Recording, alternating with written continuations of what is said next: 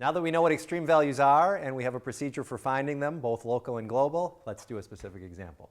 So let's consider this function, f of x equals 2x cubed minus 6x to the fourth, on the closed interval from minus 2 to 2. We'd like to find the x values of the critical points, which remember are the candidates for where we might have a local maximum or local minimum, and then decide if each one is a local maximum, a local minimum, or neither. So a critical point is where the derivative is 0 or undefined. So we have to start off by finding the derivative. So f prime of x, by now we're pros at finding derivatives. So this is just power rule, constant multiple rule, sum rule. So we get 6x squared minus 24x cubed. We should stop now to ask if this can ever be undefined. Can this ever be undefined? This is no, right? There's no danger of dividing by 0 or anything bad happening. This is a polynomial, cubic polynomial. Cubic polynomials are never undefined. In fact, no polynomial is ever undefined. So all we need to do is figure out where this is 0. And I hope by now we are convinced that it would be very dangerous to divide both terms by 6x squared. Much better to factor out a 6x squared. And we'll be left with 1 minus 4x. So this means that either 6x squared is 0, or 1 minus 4x is 0. And if 6x squared is 0, that means x is 0. And this other solution means x is 1/4. So these are our candidates for being local maxima or local minima. And now, as we just mentioned in the previous segment, we've got to do a number line to check if they are indeed maxima or minima. And this is really nothing too new for us. We already know how to do this, because we've done problems before where we're trying to figure out where a function is increasing or decreasing, and we've drawn a number line exactly like this, right? So we need to pick a number to the left of 0 and figure out the sign of f prime. So let's say the sign of f prime of minus 1. Now, no matter what I plug into 6x squared, except 0, but I'm not going to plug in 0. I'm going to plug in numbers on either side of 0. This term is always going to be positive, right? So I'm going to get a positive from that. And then when I plug in negative 1 here, it's 1 minus negative 4. That's also positive. So f prime is positive out here. So now take a second. What do you think that means f is doing out there? F is increasing. So this means 0 is definitely not a local what? 0 is definitely not a local minimum, right? There's no chance that we're going to get a minimum. We might be getting a maximum. But we have to check a number in here now. So let's check the sign of f prime. A good number between there and there maybe is 1/8. 1/8 squared is going to be positive. And 1 minus 4/8 is going to be positive. So we still got positive, positive. So what that means is the graph came up here, leveled off at a slope of 0, but then kept going up some more, sort of like a cubic function does. So x equals 0 ended up not being a max and not being a min. This one might still be a max, but definitely not a min. So let's pick a number out there and plug that number into f prime. So let's pick 1. This is still always positive. Anything squared can't be negative. But now when I plug 1 into this, I get 1 minus 4, so we actually do get a negative there. And a positive times a negative is a negative.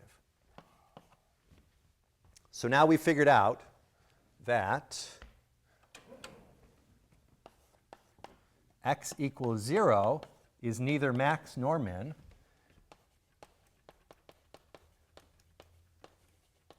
I'm going to abbreviate maximum as max and minimum as min.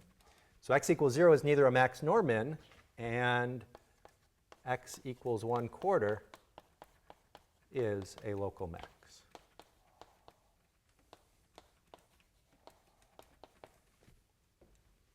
So that's how we find local extrema. Now we want to find the global extrema, the highest point this graph gets to and the lowest point it gets to, if it has such a point. From this number line, we actually already know one of them. Can you figure out which one we already know, the global max or the global min?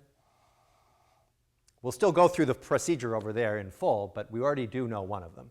Because this function is coming up, it levels off there, then it comes up some more, and then it comes down. So there's no doubt about it. We know the global max is going to be right here at 1/4.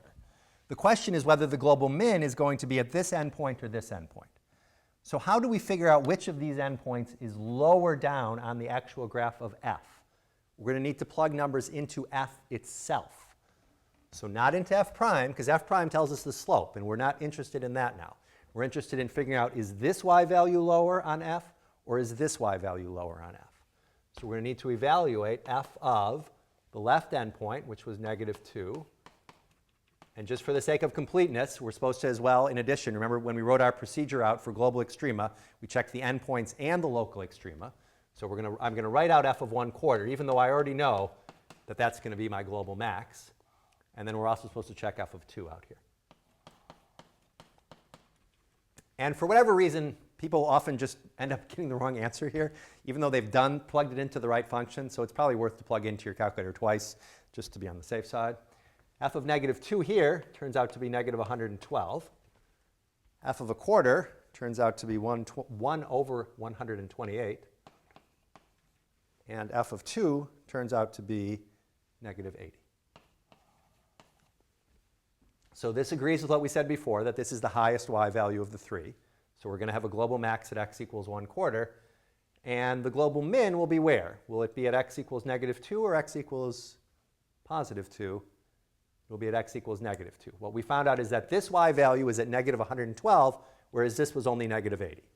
So this y value, if we were to draw this graph more accurately, this y value is there, this y value is farther down. So let's write down our conclusion there.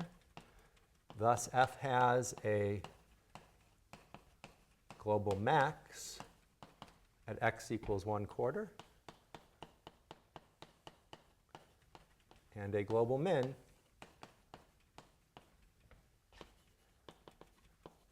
at x equals -2. So we're almost done figuring out everything we want to know about this function. And in fact, if this were one of these real-world questions where we were just interested in finding out the global max and the global min, we'd be done. But let's practice a little bit more with finding out inflection points. So remember, an inflection point is where f changes concavity, either from concave up to concave down, or from concave down to concave up. So for that, remember, we need to look at f double prime. So we've already got our formula for f prime over there. Let's take its derivative. This is our f prime formula. So you should ask yourself, would it be easier to work with the unfactored or the factored form? And if you work the factored form, you're going to have to use the product rule, which is OK. But this will be much easier. So we take the derivative of 6x squared, we'll get 12x, minus 72x squared. And just like with the first derivative, for trying to find critical points, we should check if this is ever undefined. But this can also never be undefined. This is just a parabola, so there's no danger of dividing by 0 or anything bad happening. So all we want to do is set this equal to 0 and ask ourselves, what can we factor out on the right side? I think I see a 12x, 1 minus 6x. So this again means either 12x is 0 or 1 minus 6x is 0. And if 12x is 0, that means x is 0.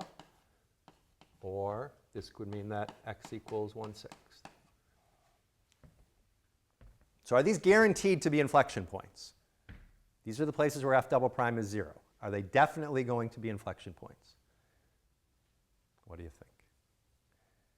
You could stop here and take the chance. But we're not sure. We have to check to see if the second derivative actually changes sign, to know that f really does change concavity. Sometimes it will, sometimes it won't. The way to do that is to do a number line. Just like in the earlier problems from earlier weeks where we were checking to see where f was concave up and concave down. Do you remember doing those sorts of problems? So we're going to have to check some signs here. So we need a number to the left of 0. So the sign of f double prime of, let's say, -1. When I plug a -1 in for 12x, I'll get a negative. When I plug a negative 1 in for this x, I'll get 1 minus negative 6, which is 1 plus 6, which is positive. So f double prime is negative out there. So what does that tell us about the concavity of f? It tells us that f is concave down.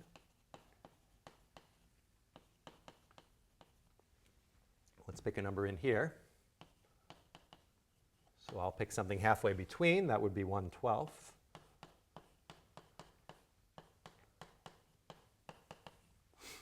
When I pick 12 times a 12th, I get a positive number. 1 minus 6/12, that's 1 minus a half. That's a half. That's positive. So we got positive, positive, which is positive. So we did find an inflection point because we did change from concave down to concave up at that point. And let's see if we get another inflection point at 1/6. We need to pick a number on the right side of 1/6. So when I plug 1 into 12x, we get a positive. When we plug 1 into this, we get 1 minus 6, which is negative. Positive times negative is negative. So we did become concave down. When I say we, I mean f. We collectively are all feeling like this function f right now, I think. So what we have found is that f did have inflection points at both of these places. So therefore, f has inflection points at x equals 0 and x equals 1/6.